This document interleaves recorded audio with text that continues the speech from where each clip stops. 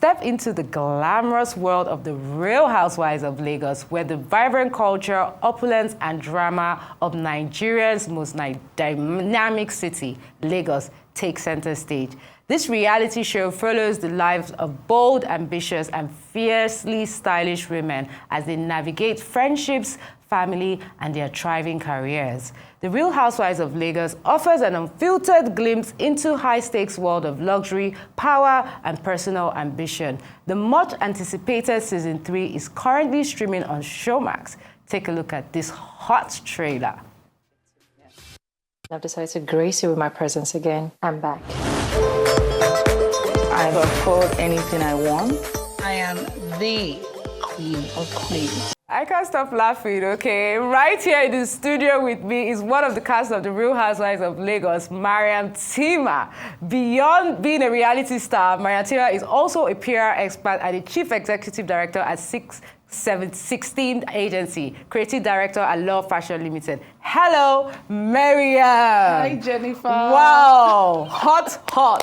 Like, you're making me laugh. No, honestly, I can't stop laughing too because what I just saw there was just like drama personified, like honestly, from beginning to end. Well, it's good drama. Of course it's good drama. And we need it sometimes, right? You know. So how are you doing? How have you been? Amazing. I've been doing very well. Nice. Of course, you look beautiful as usual. Thank you Can we just so talk much. about this fashion? When you walked in here, everybody was like, oh, who is this? Emmanuel, good news. What's it keeping like with your fashion game? I mean, because having 12 episodes and going back to back with fashion, different fashion, let's just say 12 looks, 12 stunning looks, and we know the expenses, styling and all of that. How is that, managing that? Not 12 stunning looks, more than that. Okay. More, so like more. Approximately how many looks? Oh, we're looking at probably like almost like 30, 40, 50 something looks. Oh my God. Per season, yes. That must be expensive, first of all. Yes. But what's that like, keeping up with the fashion? Number one, I have a stylist. Okay, His name is Emmanuel, good news. So I worked with him throughout the season. Wonderful. Amazing guy, very patient, very creative. And I feel like for me, it's easier to work with me and with designers because I'm a runway size. So a lot of designers partner with me a lot. So they just give me looks. Yeah. So, and of course, you're a model size, so it I'm makes a model, it easy. I'm a runway size, you know, Yeah. so it's easy for me. Nice. Okay, so let's talk Real Housewives of like Season 3. I watched Season 1, I watched Season 2. I haven't got the first episode. I'm going to binge this weekend. But what's it like being on an international global show? Trust me, this is not just Lagos, this is worldwide. We've seen Atlanta, Absolutely. We've seen New York. What's that like? What's the experience like being? Oof, for me, I see Real Housewives of Lagos as a fun job, I'm not going to lie. And I feel like that's why a lot of time when people watch me, they just say, Miriam, you're so funny. Because I don't take life too serious. And the show really brings this interesting part of you. You know, like I tell people, behavior is like pregnancy. You can't hide it for too long. Nice. So no matter how you come into the show acting like, I'm gentle, people will test you. Your characters will come out. So I love the fact that the show brings different aspects out in people, Yeah, and that I love to see. Definitely does. So would you say it brought out a different character? I know I personally know you, and this is how you are. You're very natural, very free spirit. You say anything you want. But would you say it brought out a different side of you? For me, what you see on the show is Mariam. You've known me for almost 20 years. I and know. you can tell, like, this is me. So the different parts that brought out for me was people taking what I say too serious. Exactly. So when I say that, and I'm like, what's wrong with this one? But at the same time, it made me aware of people's feelings. Okay. So the things that I say for fun and it affects people, once you call my attention to it, I'll be like, okay, probably you didn't really get my sense of humor, you know, and yeah. I can apologize, but not really all So the time. basically, let's just say that's what really caused the drama because you're so free-spirited and you say what you want. Absolutely. So is that what caused the drama with most of the... Because Miriam, you've had drama with... not half, or... Okay, maybe there are just maybe one or two people that you've not had drama with. I can't start limiting them. But you had drama with Carolina, you've had drama with Tony, you've had drama with Laura, you've had drama with Tanya, you've had drama with Faith. Miriam, only you. I feel like, okay, let me say this. Growing up, I've always had this thing whereby because of my body type, skinny, you know, people think they can just talk to me anyhow. And I have a huge personality in this small, tiny body. So when people listen or hear my feedback on the way they speak to me. People just can't imagine it. You know, I don't think I've ever been in a position whereby I allow anybody to bully me. So when you talk to me anyhow, respect matters a lot to me. So, and in this group, they will disrespect you. And when you stand up for yourself, they will find a problem to it.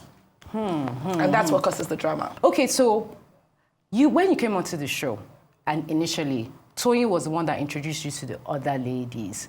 So what's your relationship with Toyin right now? And Toyin is obviously not on this season, which is sad. I wasn't happy to see that. But what's that relationship like? Because I've known you guys to be very good friends before this show. Yeah. So what's the status of the relationship? I wish her, the best. I really don't know anything about her. I wish her the best of luck. I really don't think about her. I'm not going to lie, and I'm not trying to sound a bit cocky or so. And I just felt like, the show brings you together and it takes you apart, and everyone just has to be accountable for their actions.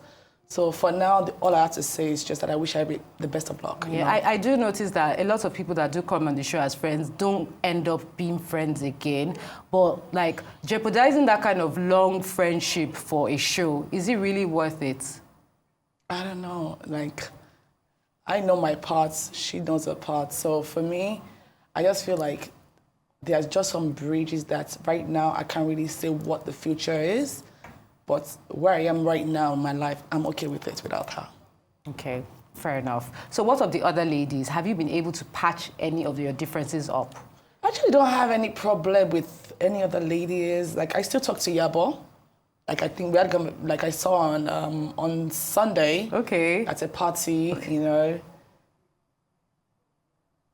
That's the only person I see often, to be sincere. Okay. So after the show, the ladies don't interact after the show? Some of them do. Okay. Some of them do. Okay. After this season 3, some of us, we still talk.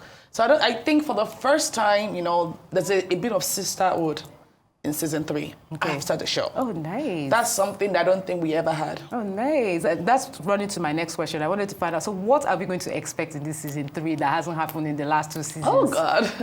You have to really watch the show, No, we'll be watching. Yes. I think everyone just wants the whole entire season to drop in a day, because at this point, everyone is excited. And I'm excited for everyone to meet the new cast members, because some of them are spicy, they are shady, their ego is over. Nice. Their ego is over the top. The returning cast members, we are. Caroline is back. Our Oyinbo is back. Caroline came with the sauce as well. Oh wow, we can't wait to see that. Sophia Momodu is coming. She's joining the cast as well. And I feel like they're going to love everyone. Yeah, and for sure. As the OG, Laura and I are back on the show as well. Nice. So you guys are the only ones that remained from season 1, season 2, season 3. That's true. But wait, that was so drastic with this season. What happened to that set? I don't know. I think 4 or 5 ladies have been replaced. Yeah, the cast members are not in charge of casting, obviously. We just come to work and we just do our job. Okay. So I don't really ask questions, to be sincere. Okay, but what's it like relating to new people that come? It's like meeting a new friend now. You know how it is. What's it like opening your hearts to new people? You will get burns. That's all I can say. I'm the type of person that if I meet you today, I can just like you for you. I don't care what people say about you, because I like people proving themselves. Let me get to know you, not based on what people are saying. Correct. But if your character displays what people are saying towards me, then I can judge you based on that. But you will see things, some friendship being broken again. Oh, no. Some betrayers again. Oh, no. So with time, yes, this season. Oh, my God, it sounds so exciting. Okay, there was something fascinating about season 2 that really made me align with you. And a lot of viewers out there, a lot of women, you mentioned your IVF journey and you wanted to do surrogacy. Obviously, you have a child already. But can you just tell us more about that and how far and if you can actually give out advice out there to, especially Nigerian women that don't believe in IVF and surrogacy? So I got married 2015, and from there, in an African home, what you do, you get married today. The next day, you have to be pregnant. So I kept on trying. At the time, I didn't know I had a problem. I knew I had fertility. I knew I had fibroid problem then, which I took out my fibroids November 2014. So by the time I started trying, after the first year of pregnancy, 2016, 17, then I decided to do IVF. I tried twice, it didn't work out. You know, if you know, for those that know the process through fertility journey, it's a lot. Mentally, emotionally, physically, it affects you. So it affected me for going through IVF at the time. And I stopped. And I said, let me give myself a year break. Okay. A year break, within 6 months, I had my baby. I got pregnant naturally. I was happy. You know, I had my daughter. A year later, I'm like, okay, let me just start trying immediately, you know, so that, you know, my body's still fertile. I'm still here today. My daughter is 6 years now. After trying, I decided, you know what, let me just try surrogacy.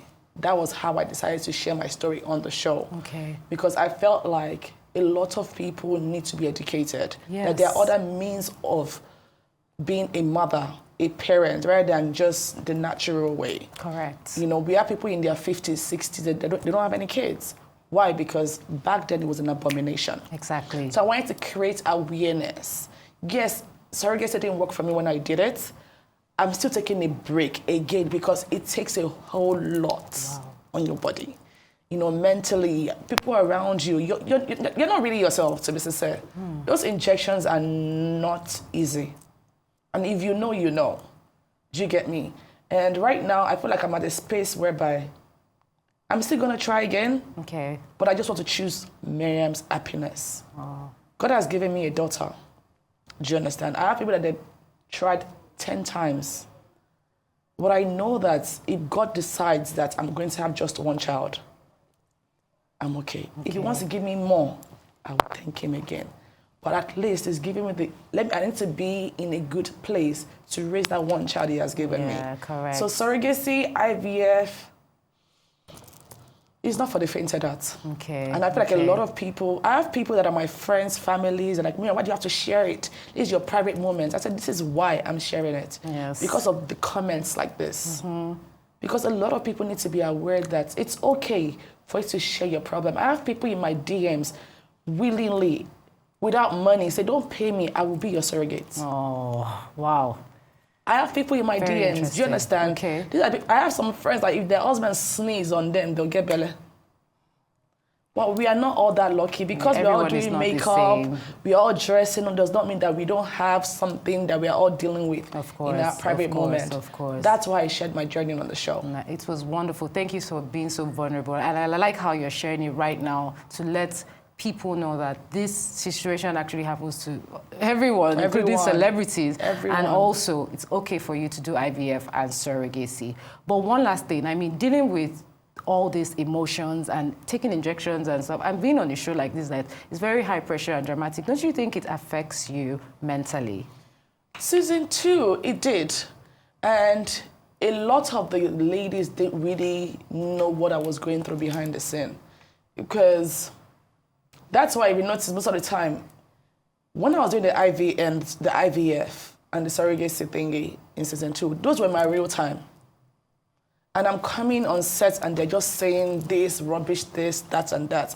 So for me, it was a lot that I'm dealing with real life situation. Correct. And you guys are always just trying to be petty with little things.